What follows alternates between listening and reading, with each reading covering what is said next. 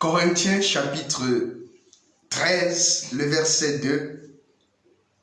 Lui, c'est comme 1910. Et quand j'aurai le don de prophétie, la science de tous les mystères et toute la connaissance, quand j'aurai même toute la foi jusqu'à transporter les montagnes, si je n'ai pas l'amour, je ne suis rien. Et quand je distribuerai tous mes biens pour la nourriture des pauvres, quand je livrerai même mon corps pour être brûlé, si je n'ai pas l'amour, cela ne me sert de rien. Alléluia. Bien-aimés de Dieu, avant de parler de la quatrième vertu de l'amour, nous devons parler de ce fait. L'amour n'est pas donner des sacrifices, non. Dans l'amour, il peut y avoir des dons, des cadeaux, des présents. Mais ce n'est pas ça l'amour. L'amour, ce n'est pas te livrer pour quelqu'un. L'amour, ce n'est pas te livrer pour quelque chose. Non. Bien-aimé de Dieu, l'amour est plus que cela. Tu peux être impulsif, tu peux être impatient, mais te livrer quand même pour quelqu'un. Étant impatient, tu n'es pas habité par l'amour.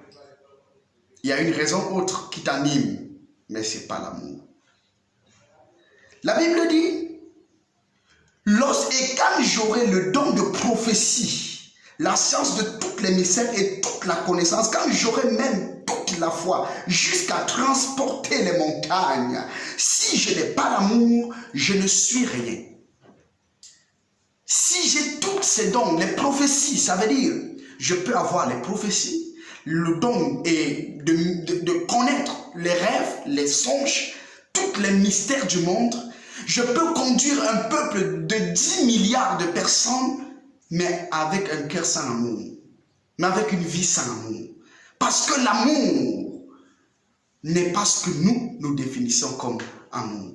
L'amour a ses vertus, l'amour a ses manifestations lorsqu'il existe. L'amour n'est pas conduire un peuple d'1 million ou de 10 millions de membres ou de 25 millions de membres ou bien même encore d'1 milliard de membres. Non. L'amour, ce n'est pas offrir les cadeaux aux autres. Non. Je peux t'offrir un cadeau parce que j'attends quelque chose de toi en retour. Ce n'est pas l'amour, c'est de l'intérêt. L'amour a une dimension au-delà de ce que l'on peut émettre. L'amour a ses vertus, bien-aimés de Dieu. La dernière fois, nous avons parlé de la patience. Nous avons dit, tu ne peux pas aimer sans être patient. Celui qui aime sans la patience, il se trompe lui-même, car ce n'est pas l'amour, c'est autre chose que l'amour. Nous avons dit, l'amour ne meurt jamais. La dernière fois, nous avons dit, l'amour pardonne tout. Si tu n'arrives pas à pardonner tout, sache que tu n'es pas un homme en qui habite l'amour véritable.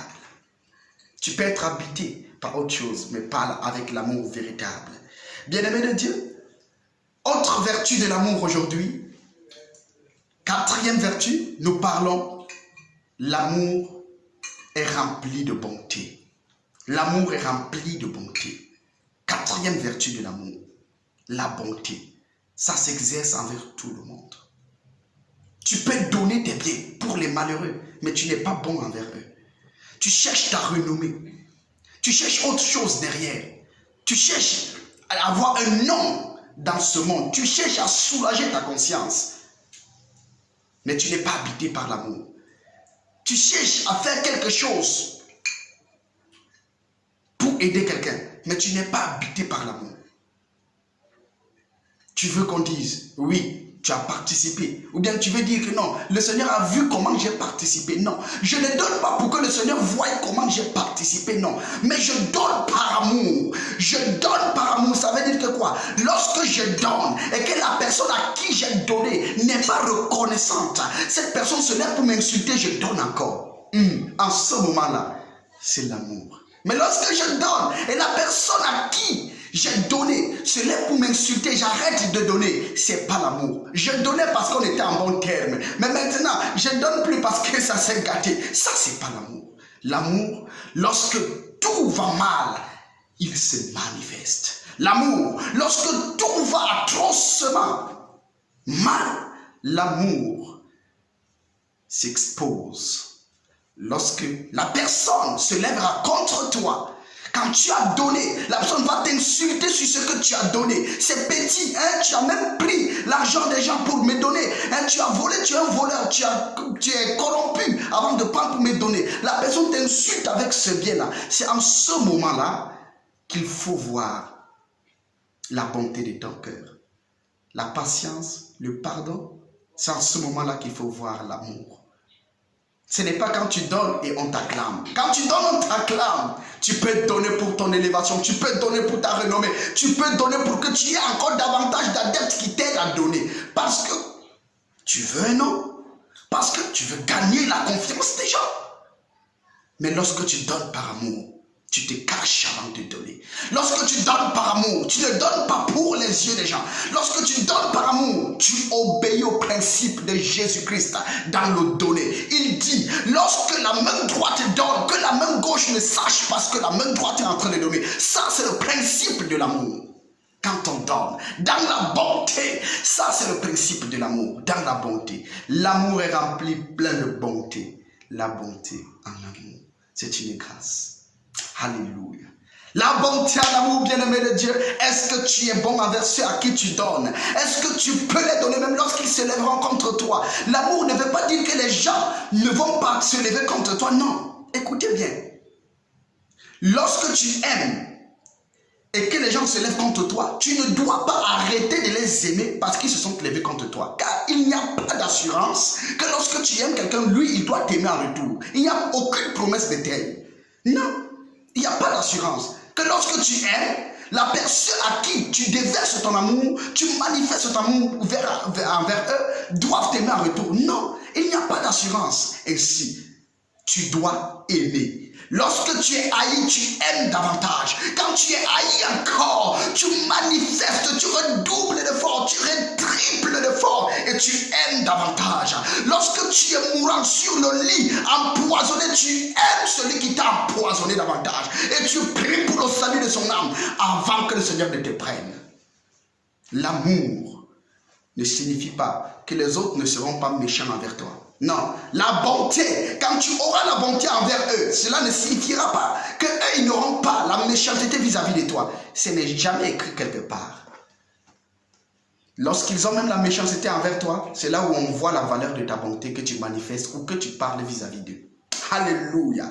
Autre vertu de l'amour, l'amour ne se vante pas, nous l'avons dit tout à l'heure. Quand l'amour donne, l'amour se cache avant de donner. Quand l'amour se manifeste, c'est dans l'humilité et la douceur. C'est dans le respect de toutes choses.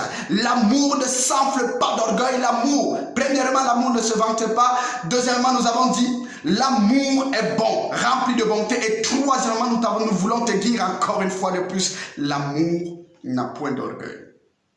Pas d'orgueil. L'amour est exempt de l'orgueil. L'amour est exclu. Là où il y a l'orgueil, l'amour se retire. Là où il y a l'orgueil, l'amour se retire. Crois-tu que tu es celui qui connaît plus que tout le monde? Crois-tu que tu es mieux que tous? Crois-tu que c'est le ministère que tu diriges qui porte le salut sur la terre? Qu'est-ce que tu crois de toi-même? Définis toi-même ton niveau d'orgueil et ta catégorie d'orgueil. Et reviens à Jésus-Christ. Répands-toi si tu n'as pas d'amour. Nous allons nous arrêter vers ces trois vertus que nous avons données aujourd'hui. Nous avons donné trois vertus. Comme la dernière fois nous avons d'abord donné trois vertus. Aujourd'hui nous avons donné trois vertus. Nous allons continuer à donner trois vertus par la grâce de Dieu. Mais dans toutes ces vertus, que peux-tu dire de toi-même? Es-tu un amoureux? Est-ce que tu aimes vraiment? Est-ce que l'amour t'habite? Toi, pasteur, est-ce que l'amour t'habite? Tu sais pourquoi tu es prêt à gifler tes chrétiens quand ils t'ont volé? Est-ce que tu sais pourquoi tu es prêt à détruire certaines quand tu entends seulement qu'ils sont passés à côté de ta femme? Parce que l'amour ne t'habite pas. Tu sais pourquoi tu es prêt à dissoudre le conseil des anciens quand tu entends qu'ils ont médit de toi? Parce que l'amour ne t'habite pas. Va demander à Dieu qu'est-ce que c'est que l'amour. Répands-toi et reviens à Dieu. Supplie-le de t'accorder la grâce de comprendre ce que c'est que l'amour et d'avoir l'amour, de le manifester.